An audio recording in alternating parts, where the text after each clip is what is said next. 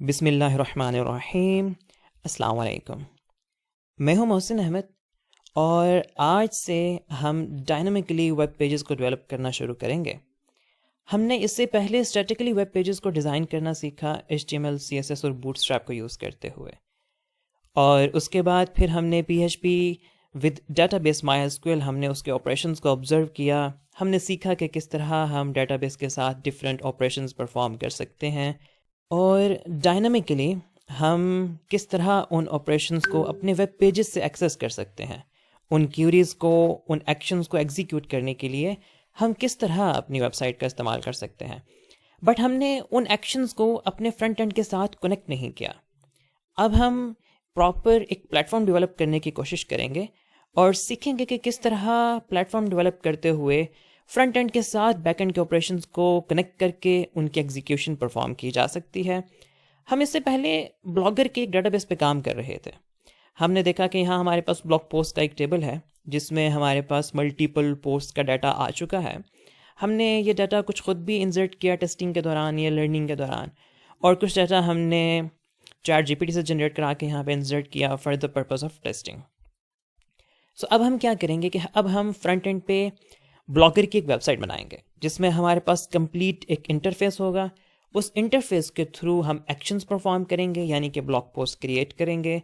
फिर हम blog post को व्यू कर सकेंगे, किसी एक ब्लॉग पोस्ट को ओपन करके व्यू कर सकेंगे, और फिर उसके साथ डिफरेंट किस्म के एक्शंस परफॉर्म किए जा सकेंगे। सॉर्ट ऑफ कि हम उसको लाइक या डिसलाइक कर सकते हैं, या फिर हम उसमें कमेंट्स ऐड कर सकते हैं।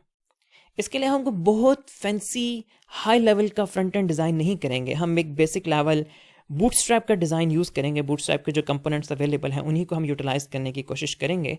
हमारा main target, main focus, main concern इस चीज़ पे होगा कि किस तरह से डेटाबेस के जो ऑपरेशंस हैं उनको हम अपने वेब पेज के साथ, फ्रंट एंड के साथ प्रॉपरली कंपोनेंट्स के साथ कनेक्ट करके विजुलाइज कर सकते हैं। तो आइए स्टार्ट करते हैं। इससे पहले हम लर्निंग के डिफरेंट लेक्चर्स के लिए हमने डिफरेंट फाइल्स क्रिएट की थी, बट हम इन फाइल्स को अब फर्दर यूटिलाइज नहीं करेंगे। हम एक प्रोजेक्ट क्रिएट करेंगे। उसके लिए हमें अपने सर्वर में इन होना पड़ेगा। हमारा सर्वर जो है वो लोकल डिस्क D, XAMPP और htdocs के फोल्डर के अंदर है। राइट नाउ हम लर्न PHP के फोल्डर में थे। यहाँ पे हम अपना न्यू प्रोजेक्ट क्रिएट करेंगे। लेट्स से हम इसको ब्लॉगर का नेम ही असाइन कर देते हैं, और इसमें राइट नाउ हमारे पास कोई फाइल नहीं है क्योंकि अभी हमने बिल्कुल एक ब्लैंक एक न्यू प्रोजेक्ट क्रिएट किया है।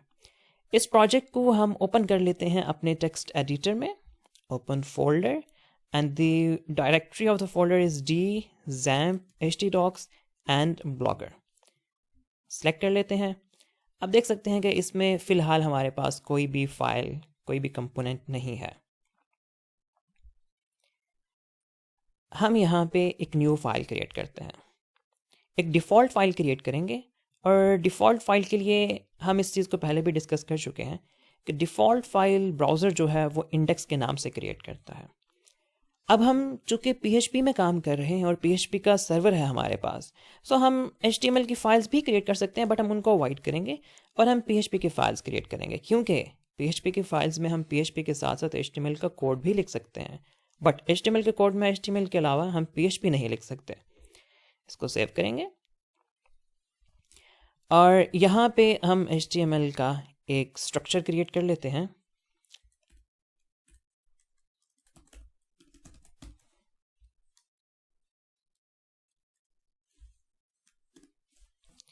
HTML के स्ट्रक्चर में हमें पता है हमारे पास एक हेड होता है, और हेड में हम नॉर्मली टाइटल यूटिलाइज करते हैं, और हेड के बाद हमारे पास बॉडी है। Okay, right now learning purpose के लिए हम AI को डिसेबल कर देते हैं। AI हमें नहीं चाहिए।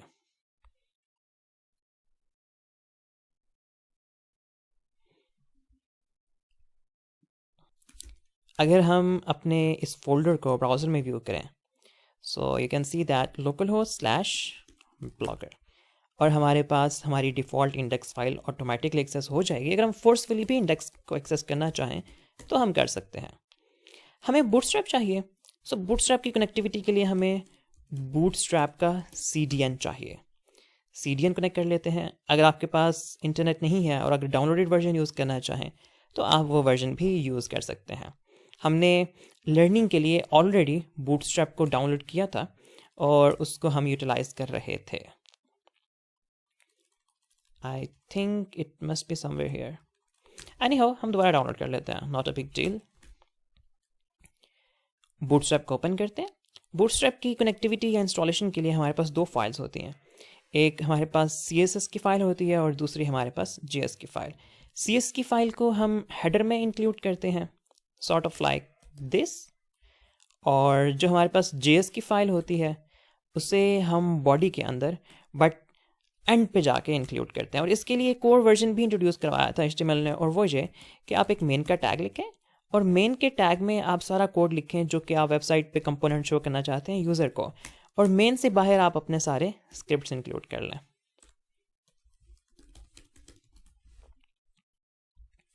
आप कमेंट्स भी ऐड कर सकते हैं, sort of this.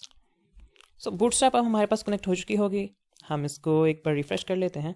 So you can see that there is a slight difference which is showing that we successfully connected the Bootstrap. Okay, सबसे पहले हमें टॉपिक नेविगेशन बार चाहिए, जिससे हम अपने वेब पेज के डिफरेंट जो हमारे पास सेक्शंस होंगे, हमारे पास डिफरेंट पेजेस होंगे वेबसाइट के, उनमें नेविगेट कर सकेंगे। हम यहाँ से बूटस्ट्रैप का एक कंपोनेंट ले लेते हैं, बूटस्ट्रैप nav बार, और हम कोशिश करेंगे कि लेटेस्ट वर्जन ही यूज़ करें। ये रही हमारे पास बूटस्ट्रैप की navigation bar. So sort of this. And पे हम सर्चिंग भी इनेबल करेंगे इंशाल्लाह। हम इस कोड को कॉपी करते हैं, और कॉपी करने के बाद यहाँ सबसे पहले हम nav बार इंक्लूड कर लेते हैं। कोड को हम पेस्ट करेंगे और मैं कमेंट क्लोज कर दूँगा। ये भी हमारे पास सॉर्ट ऑफ एक कन्वेंशन है डेवलपर्स की जो यूज़ की जाती है कि जब एक कंपोनेंट स्टार्ट हो रहा है तो हम एक नॉर्मल कमेंट करते हैं, और जब कंपोनेंट एंड हो रहा है तो फिर हम डबल स्लैश के साथ एक कमेंट करते हैं, जो कि ये इंडिकेट करता है कि ये इस कंपोनेंट का एक एंडिंग पॉइंट है। एनीहाउ, इसको मैं सेव करता हूँ, और इसको मैं अगर रिफ्रेश करूँ तो you can see that there is a quite nice navigation bar. यहाँ पे हम ब्रांड नेम ऐड कर लेंगे, और यहाँ पे जो लिंक्स हमें चाहिए उन्हें ऐड कर लेंगे। Sort of let's suppose new post का बटन, व्यू पोस्ट का बटन, और हम इस तरह के फर्दर अगर ऑपरेशंस ऐड करना चाहें या मॉड्यूल्स ऐड करना चाहें तो हम उनको यहाँ पे लिस्ट डाउन कर सकते हैं ताकि हम उनको इजीली एक्सेस कर सकें। हम इसमें कुछ मॉडिफिकेशन कर लेते हैं। सो ये हमारे पास हमारी साइट का नेम होगा, let's say name it blogger, और ये हमारा होम पेज है। सो इसको हम जस्ट स्लैश कर देंगे, और अगर हम चाहें तो हम इसको कह भी सकते हैं index.php। उसके बाद नेक्स्ट हमारे पास लिंक है। सो इस लिंक को भी हम रिप्लेस करते हैं, और ये लिंक हमारे पास, ये तो होम है हमारे पास, होम हमेशा से इंडेक्स ही होती है, और लिंक को let's suppose we can say new post. हम इसके लिए एक पेज बनाएंगे न्यू post.php के नाम से, और इसी को हम कॉपी कर लेते हैं यहाँ पे व्यू पोस्ट्स के नाम से, और हम यहाँ पे एक फ़ाइल क्रिएट कर लेंगे व्यू पोस्ट्स। सेव करते हैं। रेस्ट ऑफ लिंक की अभी हमें ज़रूरत नहीं है, हम चाहें तो इसको सिंपली रिमूव भी कर सकते हैं, एंड हम चाहें तो रहने भी दे सकते हैं, up to us, not a big deal. So this is a blogger, home, new post and view post, and there will be some functionality related to the searching into the blog. Right now हम start करना चाहते हैं new post से, क्योंकि हमारे पास post होगी तो हम उसको visualize कर सकेंगे। Though we have certain posts in the database, right now we are considering that we do not have any of the posts. First of all, we need to make certain posts. हमारे पास new post का section है, इस पर tap करें तो हमारे पास एक new page open हो जाएगा, जो कि अभी हमने create नहीं किया। हम इस न्यू पोस्ट के पेज को क्रिएट कर लेते हैं। कैसे क्रिएट करेंगे? That's quite simple. हम यहाँ एक न्यू फाइल ऐड करने जा रहे हैं, नेम इट न्यू post.php। इसको रिफ्रेश करें तो हमारे पास एक ब्लैंक पेज आ गया है। यहाँ पे एक बहुत इंपॉर्टेंट चीज़ है, हमारी वेबसाइट में हमेशा कुछ सेक्शन ऐसे होते हैं जो across the different pages repeat होते हैं। उसकी एग्जांपल मैं आपको यहाँ से देता हूँ। ये हमारे पास बूटस्ट्रैप की वेबसाइट है। अगर मैं nav बार से प्लेस होल्डर के वेब पेज पर चला जाऊं तो आप देखेंगे कि मेरा पेज रिफ्रेश हो गया, कुछ कंटेंट चेंज हो गए लेकिन कुछ कंटेंट चेंज नहीं हुए। जैसे कि टॉप नेविगेशन बार इस पेज पे भी सेम ही है जो कि पिछले पेज पे थी। अगर मैं पेज चेंज करूं तो भी आप देखेंगे कि टॉप नेविगेशन बार जो है वो अगेन सेम है, उसमें कोई चेंज नहीं आया। इट मीन्स ये एक सेक्शन रिपीट हो रहा है अक्रॉस डिफरेंट पेजेस। हम क्या करते हैं, ऐसे पेजेस को हम दो तरह से हैंडल कर सकते हैं। कैसे हैंडल कर सकते हैं? एक तो ये कि जो इंडेक्स का कोड है सारे का सारा, इसको मैं कॉपी करूं और कॉपी करके मैं इसको यहाँ पे पेस्ट कर दूं। सेव एंड रिफ्रेश करें। सो अब ये न्यू पोस्ट का पेज है। अगर आप इसको देखना चाहते हैं तो हम इसका टाइटल चेंज कर लेते हैं, न्यू पोस्ट ब्लॉगर, और इसको हम कह लेते हैं कि ये हमारे पास होम पेज है।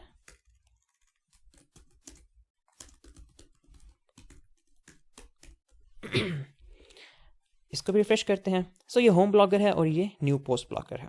यहाँ पे हमें एक फॉर्म ऐड करना है, but the point is that ये कोड जो है नेविगेशन बार का हमने इसमें भी कॉपी पेस्ट किया है। ठीक है, इससे हम प्रॉब्लम को सॉल्व कर सकते हैं या जो हमें रिक्वायर्ड चाहिए उसको हम अचीव कर सकते हैं, बट इसमें एक बहुत बड़ा प्रॉब्लम है। वो क्या? लेट्स सपोज हमें यहाँ पे एक नेविगेशन मेन्यू ऐड करना है नया, तो मुझे इस पेज में सेपरेटली ऐड करना पड़ेगा और इस पेज में सेपरेटली ऐड करना पड़ेगा। इससे अवॉइड करने के लिए या इस प्रॉब्लम को हम सिंप्लीफाई करने के लिए हमें काम करते हैं, और वो ये हम एक सेपरेट पेज क्रिएट करते हैं। इस सेपरेट पेज को कहेंगे navbar.php।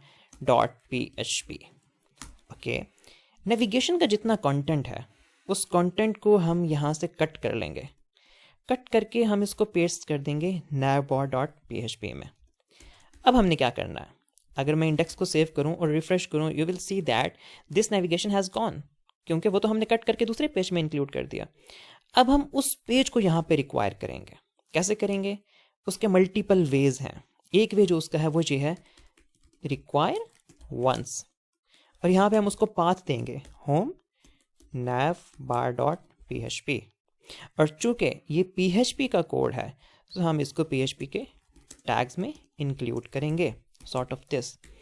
अब इसको रिफ्रेश करें, नेविगेशन बार यहाँ इंक्लूड हो चुका है।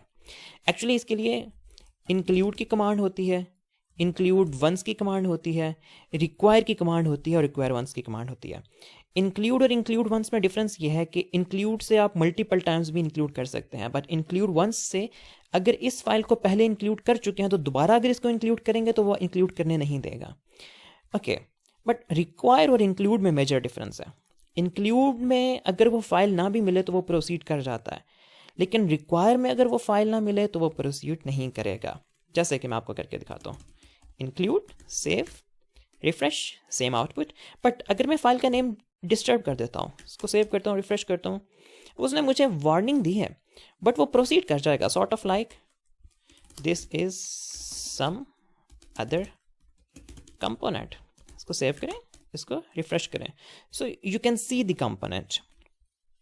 बट रिक्वायर वंस में क्या होगा? रिक्वायर वंस में रिफ्रेश करें, सो अब आप कंपोनेंट नहीं देख सकते इसके बाद। रिक्वायर वंस का मतलब है कि अगर ये फाइल मुझे नहीं मिलती तो मैं अपने पेज को डेड कर दूंगा, उससे आगे एग्जीक्यूशन नहीं हो सकती। रिक्वायर मीन्स ये रिक्वायर्ड है, इसके बगैर हम एग्जीक्यूट नहीं करेंगे। So that's why I am used to use the require. It depends upon the situation. अगर आप रिक्वायर वंस की जगह इंक्लूड भी करना चाहें तो आपकी मर्जी है। एनी हाउ, सेव करते हैं। सो हमारे पास जो नेविगेशन बार है वो आ चुकी है। अब इसी नेविगेशन बार के कंपोनेंट को जो कि हमने सेपरेट फाइल में सेव रखा है, इसको न्यू पोस्ट में भी इंक्लूड कर देंगे, सॉर्ट ऑफ दिस। सॉरी, ये PHP की कमांड है तो हम PHP का टैग यूज करेंगे। सेव करें, रिफ्रेश करें, and you will see the same output on the both pages. इसका बेनिफिट क्या है? इसका बेनिफिट यह है कि अगर नेविगेशन में कोई भी चेंज करना है तो हम नेव बार की फाइल में चेंज करेंगे। लाइक यहाँ पे हमने कोई नया लिंक ऐड करना है, सॉर्ट ऑफ दिस, एंड इसको कह लें लेट्स सपोज प्रोफाइल।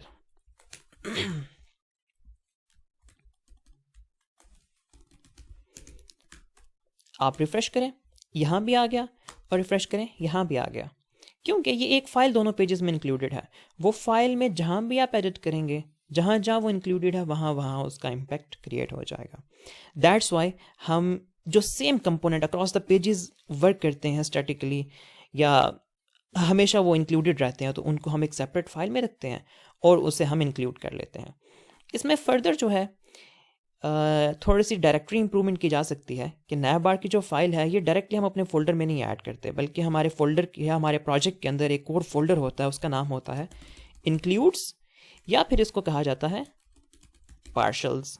सो पार्शल्स का नाम दे लें, नैवबार की फाइल को पार्शल्स में मूव कर दें, और फिर आपको लिंक भी इसका इम्प्रूव करना होगा।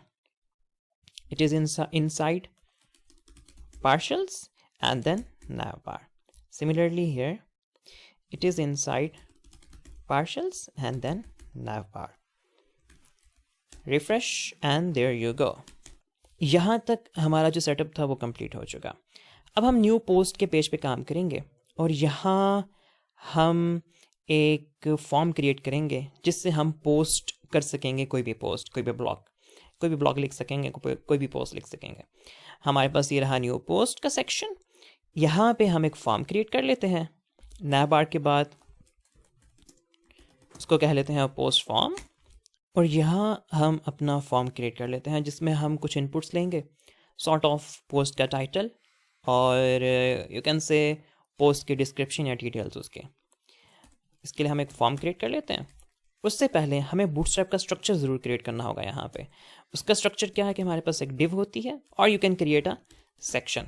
इसकी क्लास आपको असाइन करनी होगी कंटेनर की, और दैट्स इट। उसमें हम एक डिव यूज़ करेंगे और ये डिव यूज़ करेंगे हम क्लास रो के लिए,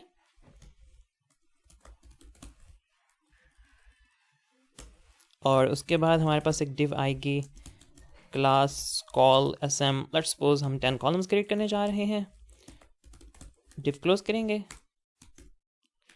और उसमें हम एक फॉर्म क्रिएट कर लेंगे।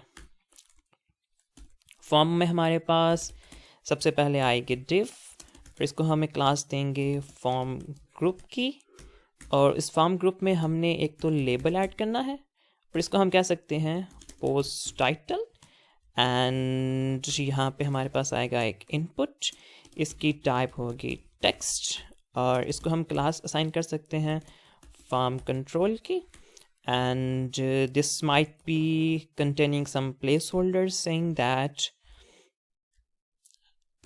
enter post title, और इसको हम कह लेते हैं कि ये required है, and that's it।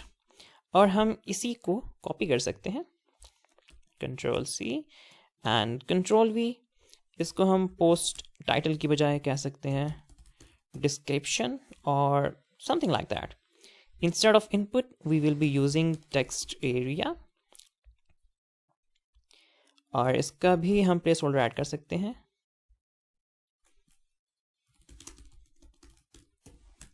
It can be required, but it must be required, I think so।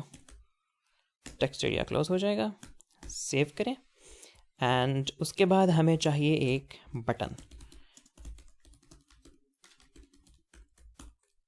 Form group, और इसमें हम एक बटन ऐड कर लेते हैं। लेट्स सपोज बटन सेव और पोस्ट और समथिंग। इसको सेव करते हैं, इसे रिफ्रेश करते हैं। सो ये रहा हमारे पास एक हमारा फॉर्म। इसमें कुछ मिस्टेक्स हैं, लेट्स सी वो क्या है। हमने बटन क्रिएट किया फॉर्म ग्रुप में, ओके हमने इसको कोई क्लास साइन नहीं की। Let's say btn primary save and refresh. हमारे पास ये एक बटन क्यों आ रहा है?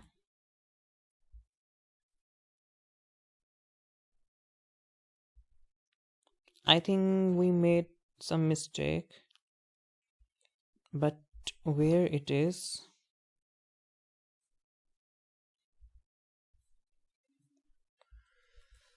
ओके हम इस पे अगर राइट क्लिक करें तो हम इसको इंस्पेक्ट कर सकते हैं कि एक्चुअली ये है क्या। हमारे पास एक एम्प्टी बटन है। एम्प्टी बटन क्यों है, कहाँ है, इसको आइडेंटिफाई करना होगा।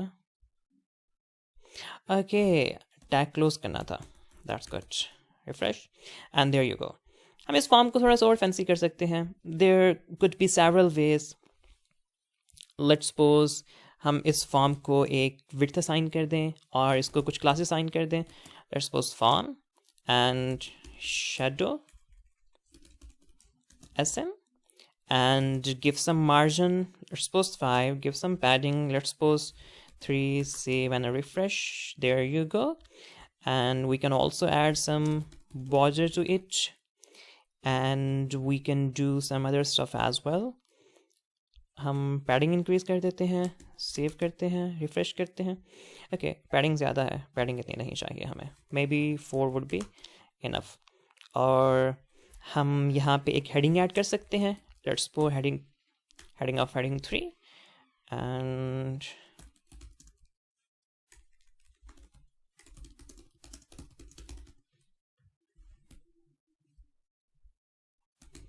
और उसके बाद हम यहाँ मार्जिन टॉप ऐड कर सकते हैं, मार्जिन टॉप ऑफ 3. और जो मेक पोस्ट का बटन है इसकी विड्थ आप इंक्रीज कर सकते हैं 100 पे. रिफ्रेश. कुछ ऐसा बन गया. इस पूरे फॉर्म को आप सेंटर कर सकते हैं. हेडिंग 3 की बजाय शायद हेडिंग 4 वुड बी बेटर. और इसको क्लास असाइन कर सकते हैं टेक्स्ट सेंटर की. और ये जो हमारे पास रो है इसको हम कर सकते हैं justify content center. Save and refresh. Okay, right now we can say that that's enough for the blog post form. हम यहाँ टाइटल लिखेंगे, डिस्क्रिप्शन लिखेंगे और मेक पोस्ट पे टैप करेंगे तो हमारा फॉर्म सबमिट हो जाएगा. फॉर्म सबमिट होगा, लेकिन फॉर्म कहाँ सबमिट होगा, दैट्स द पॉइंट. ओके, हम यहाँ कुछ लिखते हैं और देखते हैं क्या होता है.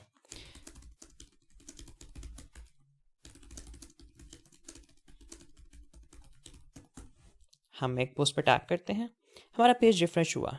यहाँ पे एक क्वेश्चन मार्क आया. और ये क्वेश्चन मार्क क्यों आया, दैट्स द पॉइंट. फॉर्म में हम डाटा एंटर तो कर सकते हैं, लेकिन फॉर्म की हैंडलिंग करनी होगी. फॉर्म में यहाँ 2 चीज़ें डिफाइन करनी होती हैं. क्या? एक तो हम डिफाइन करते हैं एक्शन. Okay fine. एक्शन वो पेज होता है जहाँ पे फॉर्म का डाटा सबमिट होगा और वहाँ पे आपने हैंडलिंग करनी है. इसके लिए आप सेम पेज को भी टारगेट कर सकते हैं, that is right now new post dot php. या आप एक नया पेज भी क्रिएट कर सकते हैं, sort of process post dot php, और you can say that process new post dot php. Okay, save, refresh. हम यहाँ फिर से कुछ एंटर करें. अब जैसे ही मेक पोस्ट पे टैप करेंगे तो ये हमें डायरेक्ट कर देगा process new post dot php पे. That's quite good. बट ये पेज अभी हमने नहीं बनाया. Okay, it means that we need this page. हम इस पेज को क्रिएट कर लेते हैं. हम यहाँ एक न्यू फाइल क्रिएट करेंगे और इस पेज को क्रिएट कर लेंगे. रिफ्रेश. Okay fine. बट किस चीज़ को प्रोसेस करना है? And still you can see that there is a question mark. What is the purpose of this question mark here? Actually क्या होता है? डाटा सबमिट होता है. डाटा सबमिट होता है. डाटा सबमिशन के मल्टीपल वेज होते हैं.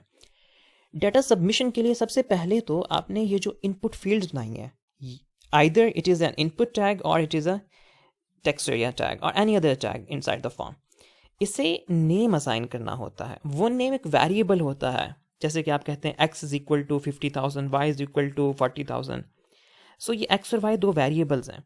इसी तरह ये जो फॉर्म के इनपुट्स हैं इनको भी एक नेम असाइन करना पड़ेगा, सॉर्ट ऑफ अ वेरिएबल, जिससे आप बाद में PHP में एक्सेस कर सकेंगे. इसको हम एक नेम असाइन करते हैं, टाइटल, और you can say that it is a post title. And इसको हम नेम असाइन कर देते हैं पोस्ट डिस्क्रिप्शन, या सिर्फ आप टाइटल एंड डिस्क्रिप्शन भी कह सकते हैं. फाइन. सेव करें, रिफ्रेश करें. अब दोबारा लिखें इसमें कुछ, test title for the post, test description for the post. अब देखिए कि जैसे ही मैं मेक पोस्ट पे टैप करूंगा, अब आपको URL में इस क्वेश्चन मार्क के अलावा भी कुछ नजर आएगा. और वो क्या होगा? देखें, प्रोसेस न्यू पोस्ट पे तो हम आ गए, बट यहाँ URL बार में अगर आप देखें तो सबसे पहले लिखा हुआ है post title is equal to जो टाइटल मैंने लिखा था. फिर यहाँ देखें एंड साइन नजर आ रहा है आपको, पोस्ट डिस्क्रिप्शन, और उसके बाद वो पोस्ट डिस्क्रिप्शन जो मैंने टाइप की थी. इट मीन्स दैट सारे का सारा जो डाटा था वो सबमिट हो गया है in the form of URL bar, and this is known as get variable.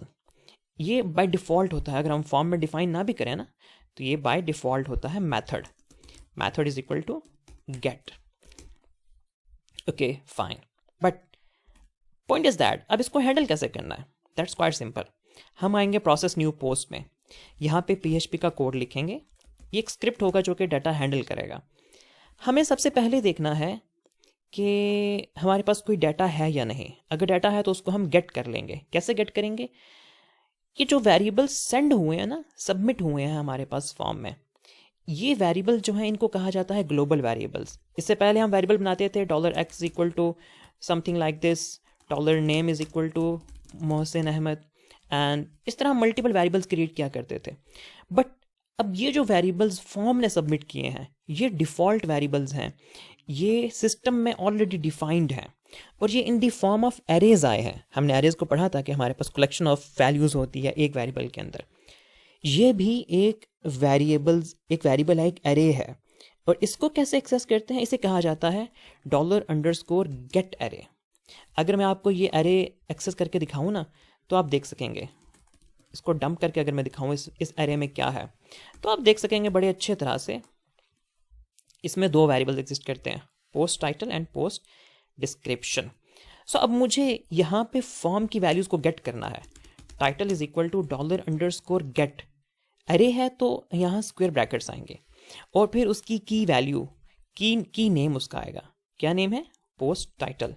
इसको यहाँ पे पेस्ट करें। और ये कहाँ से आया, ये हमारे यहाँ HTML से आया, जो हमने HTML में नेम असाइन किया था, पोस्ट टाइटल पोस्ट डिस्क्रिप्शन। जब फॉर्म सबमिट हुआ तो ये दो variables in the form of get array आ गए हमारे पास।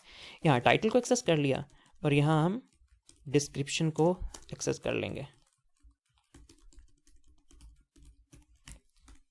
सेव। अब हम इनको प्रिंट करके देख सकते हैं, रिफ्रेश करें। सो ये रहा मेरा टाइटल। और अगर मैं डिस्क्रिप्शन को प्रिंट करके देखूं तो ये रही मेरी डिस्क्रिप्शन जो मैंने वहां से सबमिट की है। अब क्या करना है हमें, अब सिंपली हमें करना है डेटाबेस कनेक्ट। कैसे कनेक्ट करते हैं हमें बहुत अच्छे से पता है। हमें कनेक्शन के लिए चाहिए सर्वर की कुछ डिटेल्स, और कनेक्शन या database is equal to new MySQLi। और इसमें हमें चार चीज़ें बतानी है। कौन कौन सी, सबसे पहले तो हम बताते हैं हमारे सर्वर का नेम क्या है, होस्ट नेम क्या है। सो ये लोकल होस्ट है। उसके बाद हम बताते हैं हमारे पास यूज़र नेम रूट है, पासवर्ड कुछ भी नहीं है, और डेटाबेस का नेम ब्लॉगर है। यहाँ पे हम चेक करेंगे कि क्या डेटाबेस कनेक्ट हुआ है या नहीं हुआ। If db connect error number is not equal to 0, it means that there are some errors। हम यहाँ पे इसको डाई कर सकते हैं और इसे कह सकते हैं oops an unknown error occurred। कभी भी हम सर्वर के जो एरर्स होते हैं वो कभी भी नहीं बताते एग्जैक्टली क्या एरर आया, वरना कोई भी उनको ट्रेस आउट करके हमारे सिस्टम को हैक भी कर सकता है। सो हम सिंपली कह रहे हैं कि oops an unknown error occurred। Save करें, रिफ्रेश करें, एरर नहीं आया, इट मीन्स कि कनेक्टिविटी सक्सेसफुली हो चुकी है। अब हम क्या करेंगे, अब हम सिंपली एक क्यूरी क्रिएट करेंगे जिसमें ये टाइटल और ये डिस्क्रिप्शन हम अपने डेटाबेस में पोस्ट कर देंगे। यहाँ टाइटल और डिस्क्रिप्शन में पोस्टेड एट, ये डेट टाइम है, इसको हम खुद से फेच कर लेंगे। कैसे, बहुत आसान है। हम यहाँ पे क्यूरी स्ट्रिंग बिल्ड करते हैं। इंसर्शन करनी है हमें डेटाबेस में, तो उसके लिए हमारे पास है insert into table name blog posts. क्या इंसर्ट करना है हमें, यहाँ पे हम अपनी फील्ड स्पेसिफाई कर सकते हैं। हमारे पास कौन कौन सी फील्ड्स हैं, हमारे पास 3 फील्ड्स हैं जो हमने इंसर्ट करनी है। सॉरी, हाँ, हमारे पास 3 फील्ड्स हैं, title and description. Title, description and third one is posted at. अभी हम इमेज को हैंडल नहीं कर रहे, सो उसको अभी डिस्कस नहीं करेंगे। उसके बाद हमें इनकी वैल्यूज़ इंसर्ट करनी है। वैल्यू कहाँ से आएंगे, बहुत सिंपल है। पहली वैल्यू हमारे पास है टाइटल के वेरिएबल में, दूसरी वैल्यू हमारे पास है डिस्क्रिप्शन के वेरिएबल में, और थर्ड वैल्यू जो है हमारे पास वो है हमारे पास डेट टाइम की, जिसको हम एक्सेस करेंगे। Date time is equal to date. Date का हमारे पास फंक्शन है जिसमें हम फॉर्मेट बताते हैं, year month and day our minute second. अगर आप इसको देखना चाहें कि ये क्या है तो हम इसको दिखा देते हैं, इको डेट टाइम, और उसके बाद पेज को हम कर देते हैं डाई। इसको करते हैं refresh and you can see that हमारे पास डेट एंड टाइम आ चुके हैं, ये उसी फॉर्मेट में जिस फॉर्मेट में हम यहाँ पे इंसर्शंस कर रहे हैं. That's quite fine. So third हम डेट टाइम यहाँ पे पास करेंगे. ओके, हम इस क्यूरी स्ट्रिंग को व्यू कर लेते हैं. ये रही हमारी क्यूरी स्ट्रिंग. इसको व्यू कर लेते हैं ताकि अगर इसमें कोई एरर हो तो हमें पता चल जाए. रिफ्रेश करते हैं. Insert into blog post, title, description and posted at values. ये टाइटल आ गया, ये डिस्क्रिप्शन आ गई और ये हमारे पास डेट टाइम आ गई. That's quite fine. अब हमने ये एग्जीक्यूट करनी है और उसके रिजल्ट को स्टोर करना है. कैसे? बहुत आसान है. Result is equal to $db पे क्यूरी का फंक्शन अप्लाई करेंगे. फंक्शन में हम पास करेंगे क्यूरी स्ट्रिंग. इसको चेक करेंगे. If result is equal to true, it means that कि हमारा डाटा इंसर्ट हो चुका है. पोस्ट सेव्ड, और you can say that inserted नहीं, हम यूजर को दिखाने के लिए सेव्ड सक्सेसफुली, या हम कुछ और कह सकते हैं. You have made your post successfully या पोस्टेड सक्सेसफुली, कुछ भी कहा जा सकता है. आई थिंक ये ज़्यादा बेहतर है. और अगर ऐसा नहीं है तो हम यहाँ पे एरर दे सकते हैं. Fail to make post, please try again later. Save करें, रिफ्रेश करें. It is saying that posted successfully. हम इसको चेक कर सकते हैं. पहले हमारे पास कितने रिजल्ट थे? 23. इसको रिफ्रेश करें. So now we have 24 results. And ये रही हमारी post, test title for the post. हम सक्सेसफुली अपने फॉर्म से डाटा को इंसर्ट कर चुके हैं. बट नाउ अब हमें क्या करना है? अब हमें यहाँ से वापस जाना है यहाँ पे न्यू पोस्ट के पेज पे, और यहाँ मैसेज दिखाना है कि हमारी पोस्ट जो है वो सक्सेसफुली हो चुकी है. यहाँ मैसेज नहीं दिखाना हमें. सो सबसे पहले हमें यहाँ से एक मैसेज क्रिएट करना है जो कि हम वहाँ शो करेंगे. क्रिएट कैसे करना है? यहाँ पे एको तो नहीं करना, हमें क्रिएट करना है. क्या क्रिएट करना है? एक मैसेज. ओके, मैसेज क्या है? Posted successfully. फाइन. और यहाँ से एक मैसेज क्रिएट करना है. Fail to make post, please try again later. और मैसेज क्रिएट कर तो लिया, लेकिन ये जो वेरिएबल है ना, ये लोकल वेरिएबल है. लोकल वेरिएबल मीन ये सिर्फ इसी फाइल के अंदर एक्सेसिबल है. अगर हम किसी दूसरे पेज पे जाएंगे तो इस वेरिएबल को एक्सेस नहीं कर सकते. इट मीन्स हमें कोई ग्लोबल वेरिएबल क्रिएट करना पड़ेगा. मैं आपको ये डिमॉन्स्ट्रेट भी करके दिखाता हूँ. यहाँ से हम दूसरे पेज पे मूव करते हैं. मूव करने के लिए, एक पेज से दूसरे पेज पे शिफ्ट होने के लिए इसको कहते हैं डायरेक्ट होना, रीडायरेक्ट करना. उसके लिए हम हेडर का फंक्शन यूज़ करते हैं. हेडर के फंक्शन में हम उसको लोकेशन मेंशन करते हैं और यहाँ पे हम बताएंगे न्यू पोस्ट डॉट PHP के पेज पे जाना है हमने. सेव करेंगे और रिफ़्रेश करेंगे. हम यहाँ वहाँ से ऑटोमेटिकली यहाँ आ गए. रिफ़्रेश करेंगे तो अगेन वो पोस्ट क्रिएट हो चुकी है, क्योंकि हमने कोई उस पर रिस्ट्रिक्शन नहीं लगाई थी. वो पोस्ट ट्वाइस क्रिएट हो चुकी है. Okay fine, no problem. But यहाँ पे वो मैसेज कैसे शो करवाएं? हमने मैसेज का वेरिएबल तो क्रिएट किया. इसको यहाँ पे अगर प्रिंट आउट करने की कोशिश करेंगे, you will see a huge difference. हम इसको कहाँ प्रिंट करें?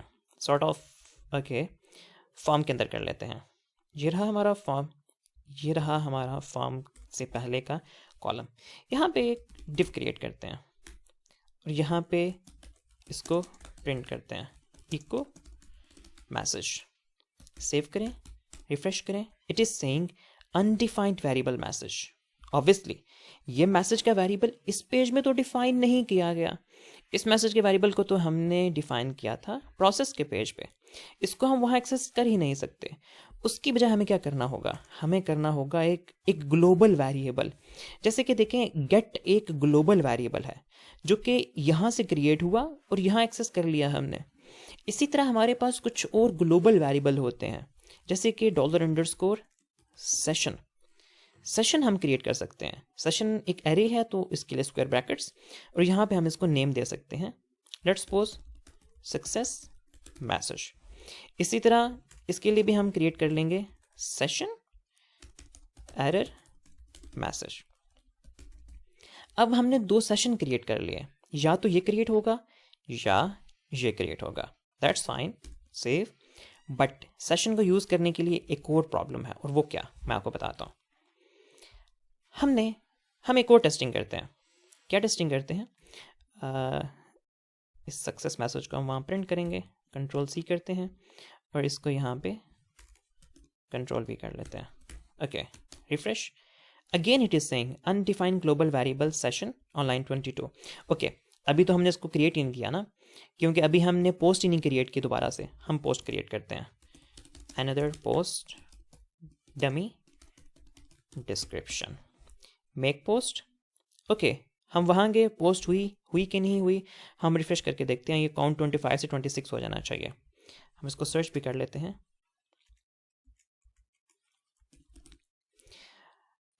होल्ड ऑन, ये रही हमारी अनदर पोस्ट। बट ये सेशन स्टिल अनडिफाइंड क्यों है? हमने तो क्रिएट किया है। उसकी रीज़न है, सेशन को एक्सेस करने के लिए, चाहे हमने प्रिंट करना है चाहे हमने क्रिएट करना है, सेशन को स्टार्ट करना मस्ट है।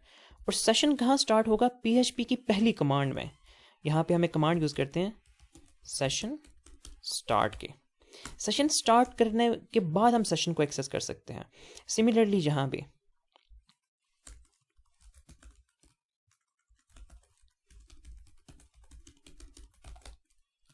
अब मैं इसको रिपीट करता हूँ। हम यहाँ आए इस पेज पे हमने सारा एक्शन परफॉर्म किया, सक्सेस मैसेज क्रिएट किया या एरर मैसेज क्रिएट किया और हम वापस चले गए अपनी न्यू पोस्ट पे। वहाँ हम सेशन को एक्सेस कर रहे हैं, बट सेशन एक्सेस करने से पहले सेशन का स्टार्ट होना मस्ट है। इसी तरह सेशन क्रिएट करने से पहले भी सेशन का स्टार्ट होना मस्ट है। और सेशन कहाँ स्टार्ट होगा? आपकी PHP की पहली कमांड में। इसको कहीं दरमियान में नहीं कर सकते आप, ये पहली कमांड में एग्जीक्यूट होना मस्ट है। सेव करें, रिफ्रेश करें। Okay, still it is saying that session जो है अनडिफाइंड है, क्योंकि स्टार्ट तो अब हमने किया है। अब हम इसको दोबारा टेस्ट करेंगे। कैसे? Let's suppose dummy title, another dummy description, make post, and you can see that posted successfully. यहाँ रिफ्रेश करें तो ये काउंट 26 से 27 हो चुका होगा। अब इस पोस्टेड सक्सेसफुली को हम कहीं अच्छे वे में प्रिंट कर देते हैं। सॉर्ट ऑफ लेट्स से इसको यहाँ से कट करते हैं और इसको फॉर्म के अंदर प्रिंट करवाते हैं। किस तरह प्रिंट करवाएं? कुछ इस तरह से प्रिंट करा लेते हैं। Class BG success posted successfully sort of this. अगर BG सक्सेस कह रहे हैं तो फिर आप बल्कि उससे बेहतर है BG सक्सेस की बजाय टेक्स्ट सक्सेस कह लें, that will be bit better. But अब आप जब भी पेज को रिफ्रेश कर रहे हैं वो मैसेज बार बार आई जा रहा है। बार बार क्यों आ रहा है भाई? बार बार नहीं आना चाहिए। हम इस मैसेज को जब एक बार प्रिंट करेंगे, तो प्रिंट करने के बाद हमने इस मैसेज को डिलीट भी करना है। उसके लिए हम कमांड यूज़ करते हैं अनसेट की कमांड यूज़ की जाती है। इसको सेव करें, कॉपी करें और यहाँ पेस्ट कर दें। इस पूरे को हम क्या कर रहे हैं? अनसेट कर रहे हैं। Okay, refresh. एक बार प्रिंट हुआ, अब मैसेज अनसेट हो चुका है। अब दोबारा इसको रिफ्रेश करें, अब वो एरर दे रहा है कि ये सक्सेस मैसेज एग्जिस्ट नहीं करता। सो अब इसको कैसे हैंडल करना है? ऑब्वियसली हमने एक बार प्रिंट कराया, फिर डिलीट कर दिया। जब डिलीट कर दिया, अब जब भी पेज को रिफ्रेश करेंगे वो मैसेज तो एग्जिस्ट नहीं कर रहा। अब हमें एक और काम करना है। इस मैसेज को प्रिंट कराने से पहले चेक करना है क्या वो मैसेज एग्जिस्ट भी कर रहा है या नहीं। यानी ये जो दोनों लाइंस हैं ये कंडीशन पे एग्जीक्यूट होंगी। अगर एग्जिस्ट कर रहा है तो हम उसको प्रिंट कराएंगे और उसको अनसेट करेंगे। उसको हम चेक कैसे करते हैं? एक कमांड के अंदर आएंगे हम, एक कंडीशन के अंदर, और यहाँ चेक करेंगे क्या ये वेरिएबल एग्जिस्ट करता है या नहीं। जैसे अनसेट से किसी वेरिएबल को अनसेट यानी डिलीट किया जा सकता है। ऐसे एक फंक्शन होता है इज सेट। इस सेट का फंक्शन चेक करता है कि एक वेरिएबल एग्जिस्ट करता है या नहीं करता। Control C and control V। अगर ये वेरिएबल एग्जिस्ट करता है तो ये आपको रिटर्न करेगा ट्रू, अगर नहीं करता तो ये रिटर्न करेगा फॉल्स। अगर ये रिटर्न एग्जिस्ट करता है तो हम इसके ट्रू सेक्शन में आते हैं। अगर ये वेरिएबल एग्जिस्ट करता है तो इसको प्रिंट कराओ, और इसे डिलीट कर दो। अगर ये एग्जिस्ट नहीं करता, ओके फाइन, कुछ नहीं करना हमें फिर तो, रिफ्रेश, एरर गॉन। अब देखें, हम एक पोस्ट क्रिएट करते हैं, पोस्ट डिस्क्रिप्शन, मेक पोस्ट। हम new post, make new post के पेज पे जाएंगे, प्रोसेसिंग पे, वहाँ प्रोसेसिंग होगी, वहाँ से 2 वेरिएबल हम क्रिएट करेंगे, सक्सेस और एरर के, और फिर हम वापस आ जाएंगे अपने पेज पे। देखें यहाँ पे पोस्ट सक्सेसफुली। अब इस पेज को रिफ्रेश करें तो वो मैसेज गायब हो गया, हमारी पोस्ट सक्सेसफुली पोस्ट हो चुकी है। इसमें हम एरर को भी क्रिएट करके चेक कर लेते हैं कि एरर की जो कंडीशन है वो भी वर्क कर रही है या नहीं। लेट्स सपोज हम किसी भी तरह एरर क्रिएट कर लेते हैं, सॉर्ट ऑफ हम टेबल का नेम गलत दे देते हैं, okay, and let's make just a dummy post. Make post पे टैप करें, ओके, उसने हमें स्टॉप कर दिया।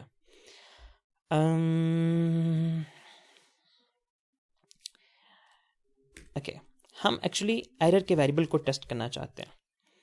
अब हम क्या करते हैं, सक्सेस की बजाय ना हम एरर का वेरिएबल क्रिएट कर लेते हैं फोर्सफुली।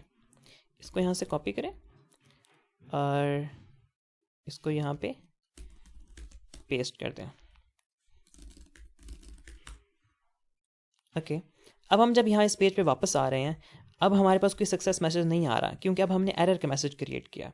अब हम न्यू पोस्ट पे वापस आएंगे और यहाँ जैसे सक्सेस को टेस्ट किया ना हमने, इसी तरह हम एरर को टेस्ट करेंगे। कैसे? उसके लिए हमें ये सारा सेक्शन दोबारा चाहिए, सॉर्ट ऑफ दिस। पहले हमने सक्सेस को टेस्ट किया, अब हम एरर को टेस्ट करेंगे और इसको हम कह लेंगे डेंजर। इसकी बजाय हम लिखेंगे एरर मैसेज। ये बहुत ही बेसिक वे है। एरर मैसेज अगर एग्जिस्ट करता है, इस सेट है, उसको प्रिंट करेंगे, प्रिंट करने के बाद उसे कर देंगे डिलीट। सेव करें, रिफ्रेश करें, fail to make post, please try again later. Refresh करें, एरर मैसेज गॉन। सो अब हमारा एरर मैसेज भी प्रॉपरली वर्क कर रहा है। इसको वापस सक्सेस पे सेट करते हैं एंड देयर यू गो। अब हमने एक न्यू पोस्ट का पेज क्रिएट कर लिया। ये पेज क्या करता है, यहाँ से एडमिन एक ब्लॉग को पोस्ट कर सकता है जो कि हमारे डेटाबेस में चला जाएगा। एंड इसका प्रोसेस क्या है, इसका फ्लो क्या है, दैट्स क्वाइट सिंपल। एक फॉर्म बनाया, उस फॉर्म में 2 इनपुट्स हैं, टाइटल की और डिस्क्रिप्शन की। दोनों इनपुट्स को हमने नेम असाइन किए। नेम असाइन करने के बाद जो फॉर्म था, फॉर्म में हमने एक एक्शन डिफाइन किया और एक मेथड डिफाइन किया। ये मेथड हमने गेट डिफाइन किया। आगे चल के हम देखेंगे कि इसकी बजाय हम एक और मेथड यूज़ करते हैं, बल्कि अभी देख लेते हैं। इसको पोस्ट कहते हैं, ठीक है। और पोस्ट जब हम मेथड रख लेते हैं तो फिर हम इस वेरिएबल को भी गेट से चेंज कर देते हैं पोस्ट पे, क्योंकि अब हम पोस्ट का मेथड यूज़ कर रहे हैं। बाकी मैकेनिज्म सारा सेम रहेगा। गेट और पोस्ट में डिफरेंस ये है कि गेट में यहाँ पे यूआरएल में लिखा हुआ होता है डाटा, पोस्ट में यूआरएल में लिखा हुआ नहीं जाता, बल्कि हिडन सबमिट होता है। सो पोस्ट बेटर होता है in terms of security. Okay, so method define किया और एक्शन डिफाइन किया, जहाँ पे हमने एक्शन परफॉर्म करना है, डाटा सबमिट करना है। हम उस फाइल पे आए, हमने इन दोनों वैल्यूज़ को एक्सेस किया। ओके, यहाँ पे एक और प्रॉब्लम भी होगी। व्हाट इफ़ अगर कोई उस पेज को खुद से एक्सेस करने की कोशिश करे, process new post dot php, तो क्या होगा? Posted successfully. क्यों पोस्टेड सक्सेसफुली? ये 31 हो चुका है, उसने डमी, उसने फॉल्स वैल्यू पोस्ट कर दी है। अगर मैं दोबारा उसको एक्सेस करने की कोशिश करूं मैनुअली, तो भी आप देखेंगे process new post enter, again posted successfully. क्यों पोस्टेड सक्सेसफुली?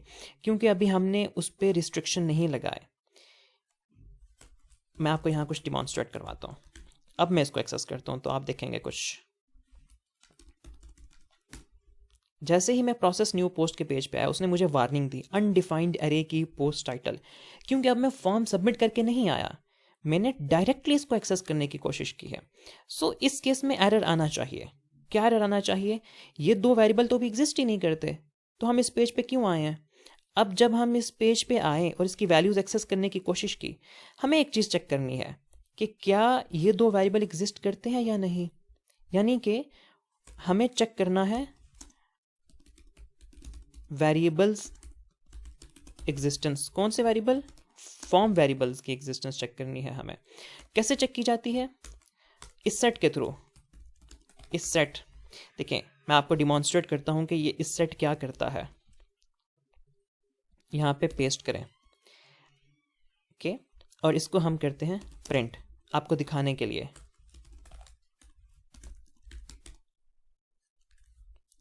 हम इसको डंप करके देख लेते हैं, दैट विल बी बेटर। क्या रिटर्न कर रहा है? मैं ये फॉल्स रिटर्न कर रहा है। मैं आपको इसकी सिंपल डिमॉन्स्ट्रेशन कराता हूँ सिंपल वेरिएबल से। $x को हम चेक करते हैं, क्या इस पेज पे कहीं $x एग्जिस्ट कर रहा है? नहीं कर रहा। रिफ्रेश करें तो वो फॉल्स दे रहा है। हाँ, अगर मैं क्रिएट कर दूं $x is equal to let's suppose 5, अब रिफ्रेश करूं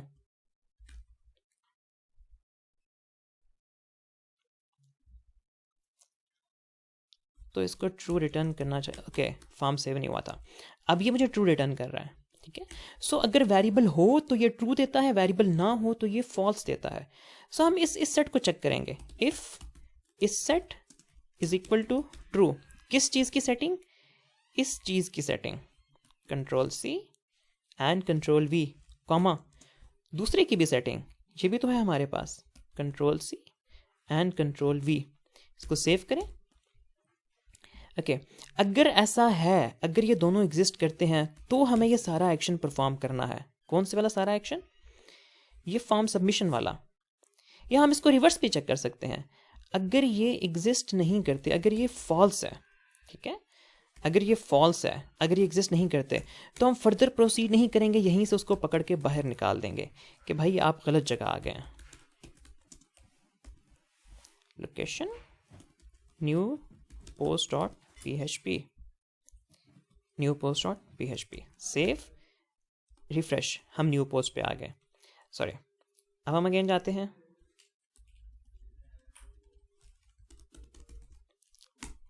ओके, अगेन पोस्टेड सक्सेसफुली। उसके एक रीज़न है, हेडर जहाँ यूज़ करते हैं उसके बाद एग्जिट का फंक्शन यूज़ करना लाजमी होता है, क्योंकि हेडर के एग्जीक्यूशन में थोड़ा सा वो टाइम लेता है, चंद मिली सेकेंड्स का। उस दौरान वो बाकी का कोड एग्जीक्यूट कर जाता है। उसको अवॉइड करने के लिए हमें यहाँ एग्जिट की कमांड चाहिए। अब हम इसको एक्सेस करते हैं, प्रोसेस न्यू पोस्ट एंटर। सो आप देखेंगे आपको सक्सेस मैसेज नहीं मिलेगा, और आप देखेंगे आप चाहें तो एरर भी जनरेट कर सकते हैं। कैसे? यहाँ पे एरर जनरेट कर दें, $_session error message is equal to oops an unknown error occurred, or you can say that please provide details to make post. Save and now try to access that. So you can see that please provide details to make post. So ये थी हमारे पास form की handling. Form submit करते हैं इस page पे, फिर check करते हैं क्या ये वेरिएबल एग्जिस्ट करते हैं या नहीं करते। अगर ये वेरिएबल एग्जिस्ट नहीं करते, ये फॉल्स है, तो एक एरर जनरेट करके हम उसको वापस बाहर भेज देंगे। अगर एग्जिस्ट करते हैं, वैल्यूज़ ग्रैब करेंगे, इसको कहा जाता है ग्रैब वैल्यूज़। वैल्यूज़ ग्रैब करेंगे, डीबी कनेक्शन करेंगे and perform query to submit data into table. और सबमिशन के बाद हम फिर सक्सेस और एरर चेक करेंगे, और उसके बाद हम वापस यूज़र को redirect to the UI, user interface की तरफ रीडायरेक्ट कर देंगे। सो हम लास्ट पे एक और पोस्ट क्रिएट करके चेक कर लेते हैं।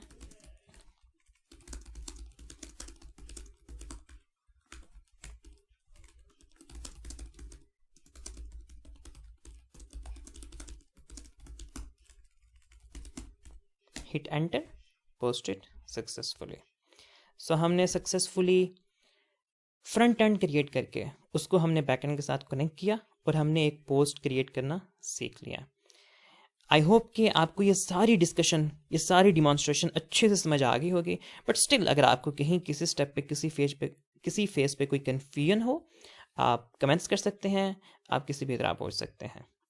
आज के लिए इतना ही, इंशाल्लाह मिलते हैं नेक्स्ट लेक्चर में। तब तक के लिए अल्लाह हाफिज़।